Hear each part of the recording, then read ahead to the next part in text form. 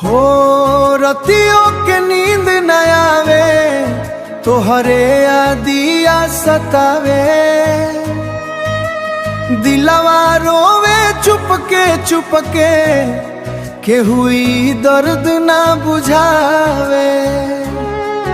तू छोड़ गइलू आधा रास्ता, टूट गइल हर सपना,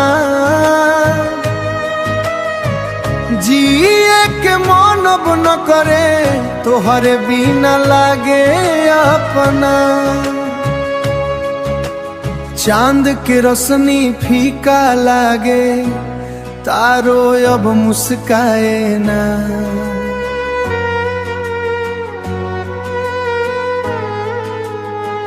दिल के टूटल हर टुकड़ा, तोहरे सिवा केहू जोड़े ना।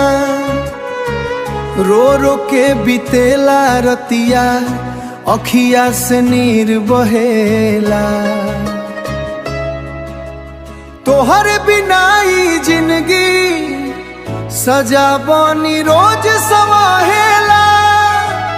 ओ रतियों के नींद न आवे, तोहरे यादिया सतावे,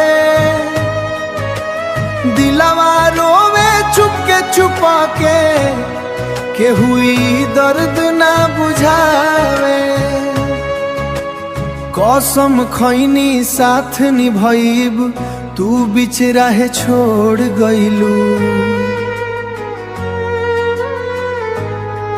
मोहब्बत के फूल खिला के, आंसू के बगिया दे गइलू। आजू वो दिल तोहरे खातिर रोज दुआ मांगेला।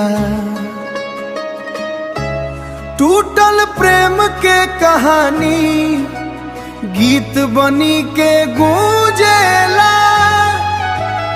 ओ रतियों के नींद न आवे, तोहरे यादिया सतावे,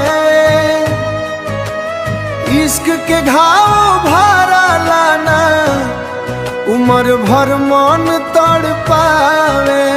ओ उम्र भर मन तड़पावे।